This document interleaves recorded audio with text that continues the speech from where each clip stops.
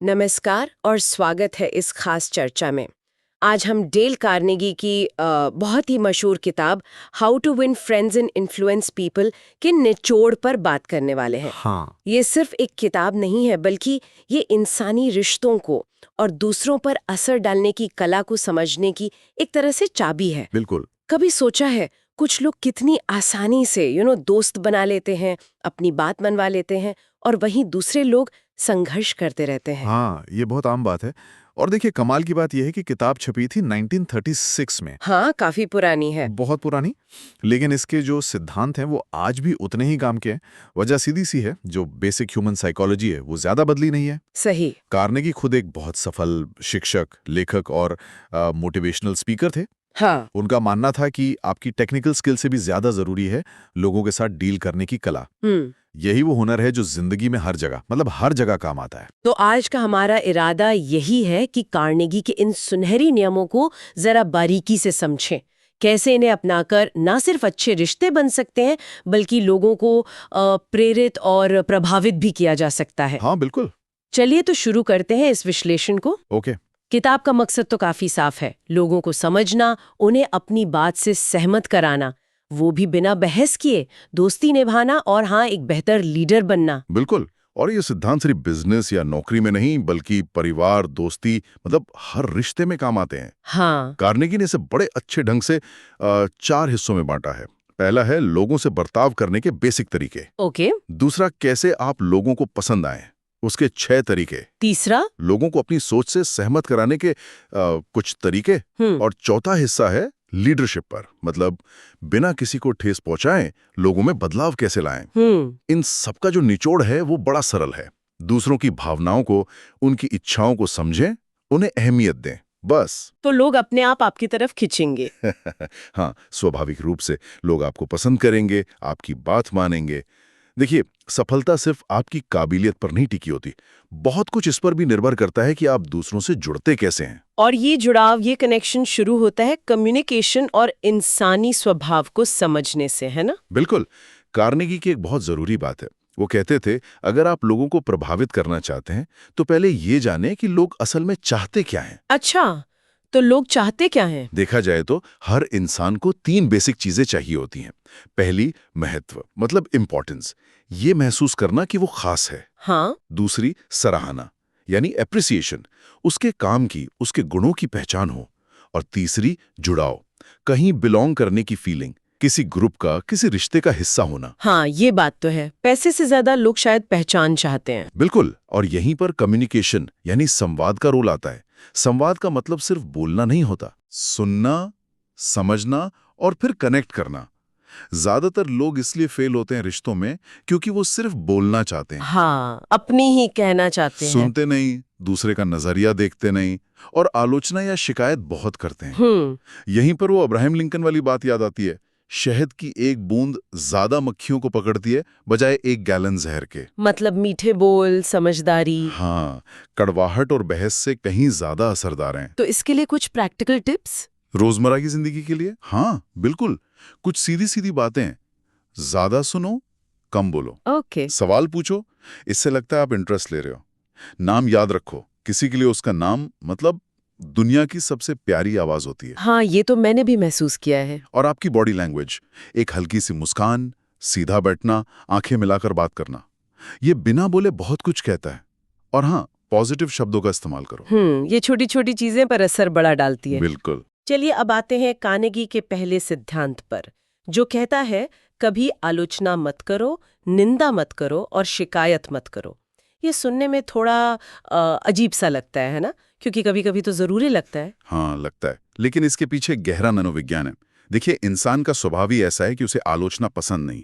जैसे ही कोई क्रिटिसाइज करता है, हम डिफेंसिव हो जाते हैं। हाँ, अपनी सफाई देने लगते हैं। अपनी गलती मानने के बजाय उसे सही ठहराने लगते हैं। साइकोलॉजी कहती है कि 99% बार हम खुद को सही ही मानते हैं, चाहे गलती साफ दिख रही हो। अच्छा, 99%? हाँ।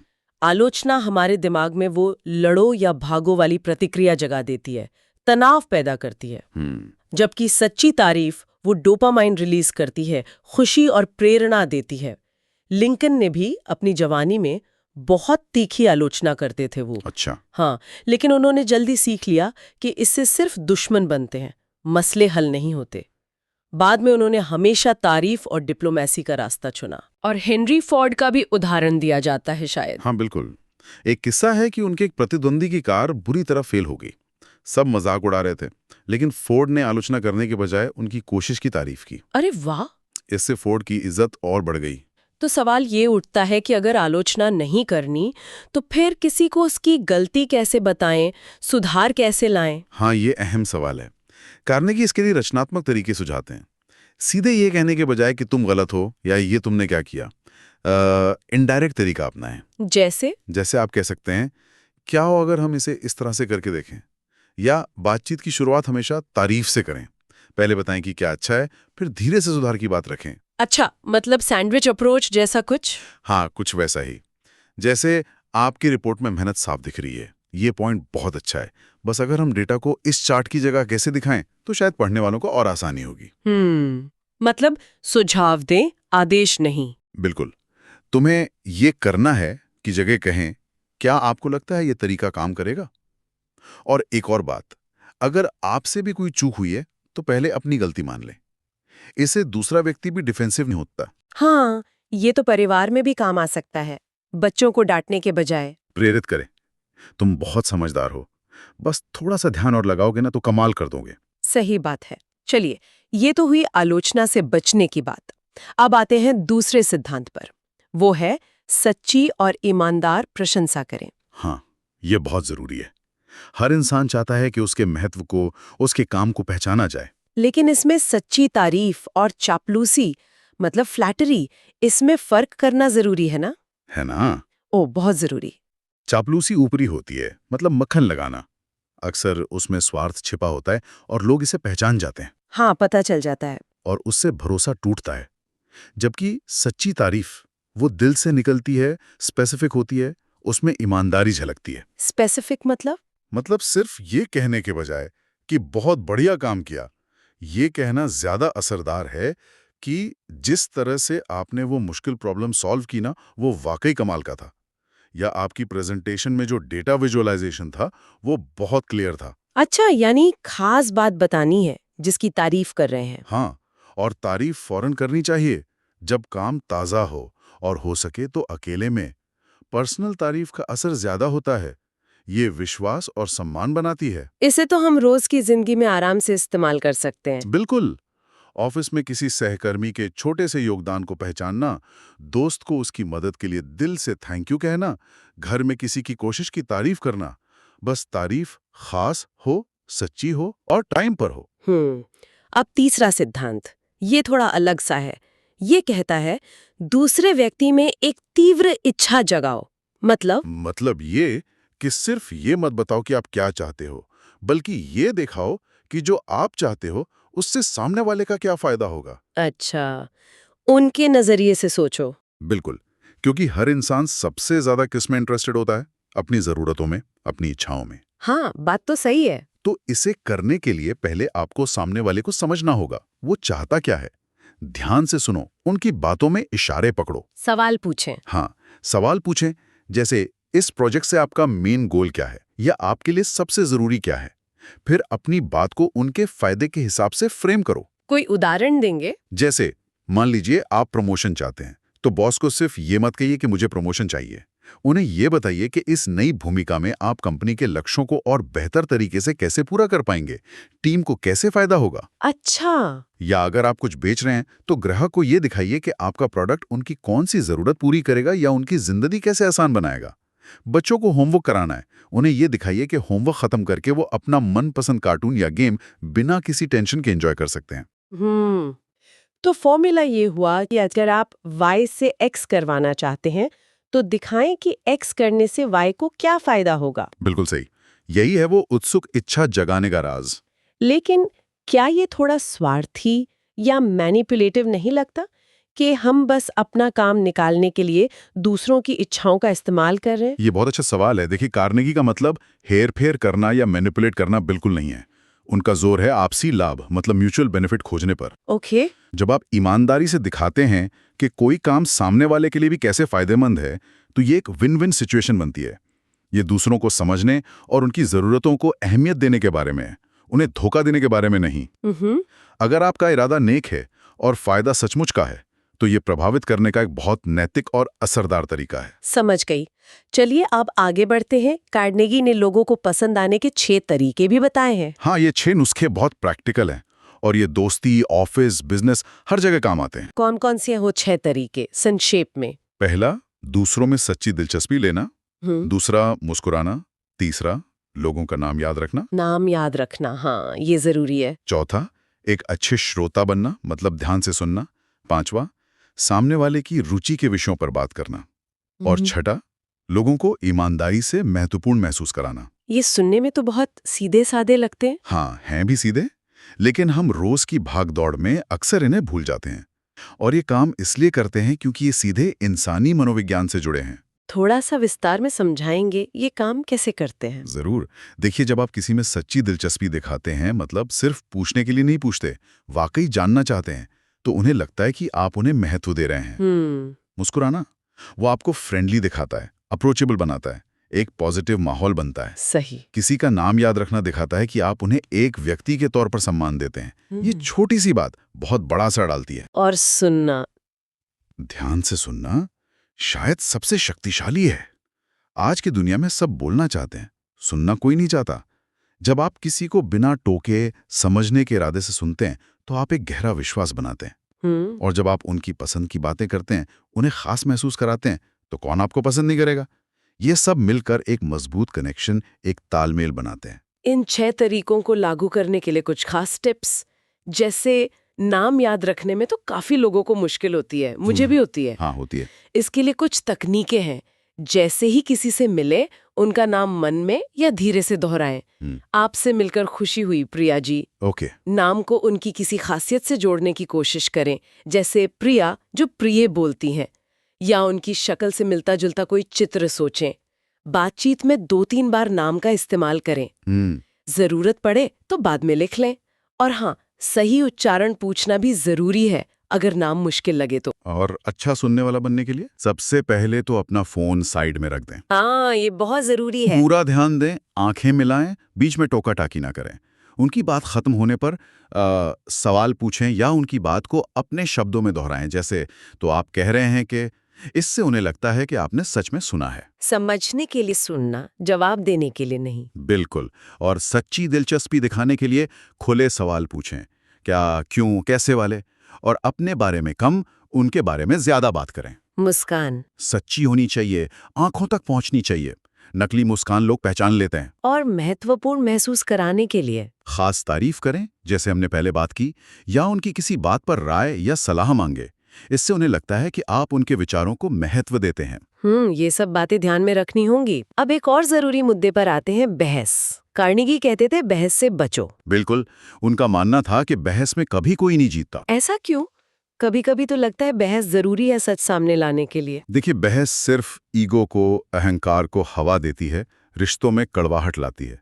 मान लीजिए आप तथ्यों के आधार पर बहस जीत भी गए। हाँ, पर क्या आपने सामने वाले का मन जीता? शायद नहीं। बल्कि हो सकता है आपने उसे खुद से और दूर कर दिया हो, उसे नीचा महसूस कराया हो। ये बात तो है। तो मुश्किल लोगों से कैसे निपटें जो बहस करना ही चाहते हो? पहला नियम याद रखें, आलोचना नहीं, शांत रहें, अपनी भावनाओं पर काबू रखें, बहस में ना उलझें। लेकिन अगर वो सामने वाला ही ना माने? तो समान जमीन तलाशें।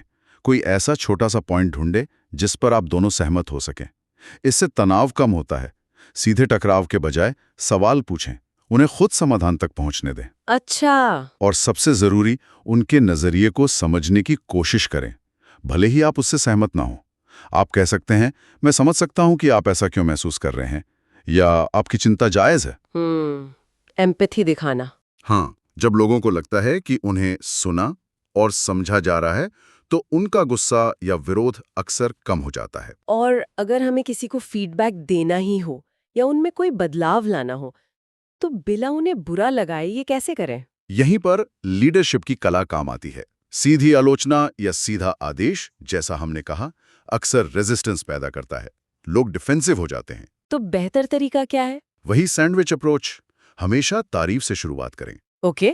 फिर सीधे गलती बताने के बजाय अप्रत्यक्ष रूप से इनडायरेक्टली सुझाव दें। जैसे शायद अगर हम इस रिपोर्ट में ये छोटा सा बदलाव करें तो ये और भी असरदार हो सकती है, या मैंने देखा है कि इस तरह करने से कभी-कभी अच्छे नतीजे मिलते हैं, आपका क्या ख्याल है? मतलब सीधे उंगली उठाने के बजाय। हाँ, और अगर आपसे भी वैसी ही गलती पहले हुई हो तो पहले अपनी गलती का जिक्र करें। मैं भी शुरू में प्रेजेंटेशन बनाते वक्त ये गलती करता था। इससे सामने वाले को लगता है कि आप उसे समझ रहे हैं, जज नहीं कर रहे हैं। आदेश देने के बजाय सवाल पूछना भी एक तरीका है। बिल्कुल। तुम्हें ये ऐसे करना चाहिए की जगह पूछें, क्या आपको लगता है ये रणनीति काम करेगी, या इससे और बेहतर बनाने के लिए आपके पास कोई आइडिया है? और तारीफ प्रोत्साहन करें, छोटी छोटी तरक्की की भी तारीफ करें। इससे व्यक्ति अपमानित महसूस नहीं करता और बदलाव के लिए ज्यादा तैयार होता है। और आखिर में लोगों में सिर्फ टेम्पररी नहीं बल्कि परमानेंट स्थायी बदलाव कैसे लाएं, उन्हें मोटिवेट कैसे करें? देखिए, प्रेरणा जो है ना वो अंदर से आती है। जबरदस्ती से लाया गया बदलाव ज्यादा दिन टिकता नहीं है। सही बात है। स्थायी बदलाव के लिए ये जरूरी है कि व्यक्ति को यह महसूस हो कि बदलाव उसके अपने फायदे के लिए है, वो खुद उस बदलाव को चाहे। तो ये कैसे करें? इसके लिए कुछ कदम है। फिर से शुरुआत तारीफ से करें। ओके। फिर बदलाव से उन्हें क्या लाभ होगा ये साफ साफ दिखाएं, उनके नजरिए से। कोशिश करें कि बदलाव का आइडिया उन्हें अपना लगे। अपना लगे कैसे? जैसे सीधे समाधान देने के बजाय उनसे सवाल पूछें जिससे वो खुद उस समाधान तक पहुंचें। इस प्रॉब्लम को हल करने का और क्या तरीका हो सकता है, या क्या आपको नहीं लगता कि ये नया तरीका आपके लिए ज्यादा आसान रहेगा? छोटी छोटी सफलताओं पर भी उनका उत्साह बढ़ाएं। उन्हें एक अच्छी प्रतिष्ठा दें जिस पर वो खरा उतरना चाहें। मतलब? जैसे कहना, आप हमेशा से बहुत मेहनती रहे हैं, मुझे यकीन है आप इस नए चैलेंज को भी अच्छे से संभाल लेंगे, या आपकी प्रॉब्लम सॉल्विंग स्किल्स बहुत अच्छी हैं। अच्छा, मतलब उन्हें एक पॉजिटिव इमेज देना। हाँ, और उन्हें एक बड़े लक्ष्य से, एक विजन से जोड़ें। बदलाव को एक बोझ की तरह नहीं बल्कि एक मौके की तरह पेश करें। तो कुल मिलाकर डेल कार्नेगी के सिद्धांतों की इस पूरी चर्चा का सार यही निकलता है कि इंसानी रिश्ते सहानुभूति, सम्मान और सच्ची प्रशंसा पर टिके हैं। बिल्कुल। आलोचना और शिकायत से बचें, दूसरों में सच में दिलचस्पी लें, उनका नाम याद रखें, उन्हें ध्यान से सुनें और उन्हें अहम महसूस कराएं। हाँ, और उनकी इच्छाओं को समझकर उन्हें प्रेरित करें। ये छोटी छोटी बातें लगती हैं, पर हमारे रिश्तों पर और हमारे प्रभाव पर बहुत बड़ा असर डाल सकती हैं। यकीनन। और ये सिद्धांत सिर्फ दूसरों को प्रभावित करने के लिए नहीं है, ये एक तरह से सेल्फ इंप्रूवमेंट का भी रास्ता दिखाते हैं। वो कैसे? जब हम इन तरीकों को अपनी आदत बनाते हैं, ज्यादा सुनना, कम आलोचना करना, सच्ची तारीफ करना, तो हम ना सिर्फ दूसरों के साथ बेहतर रिश्ते बनाते हैं, बल्कि हम खुद भी एक ज्यादा समझदार, ज्यादा प्रभावशाली इंसान बनते हैं। ज्ञान तभी शक्ति बनता है जब उसे अमल में लाया जाए। बिल्कुल सही कहा। और जाते जाते एक विचार हम अपने श्रोताओं के सोचने के लिए छोड़ जाते हैं। क्या डेल कार्नेगी के सिद्धांत असल में दूसरों को बदलने के बारे में उतने नहीं हैं जितने खुद को बदलने के बारे में है? जरा सोचिए, जब हम अपना बर्ताव बदलते हैं, ज्यादा सुनते हैं, कम क्रिटिसाइज करते हैं, सच्ची तारीफ करते हैं, तो क्या हमारे आसपास की दुनिया, लोगों का हमारे प्रति नजरिया खुद ब खुद नहीं बदल जाता? बहुत गहरा सवाल है, इस पे जरूर सोचना चाहिए।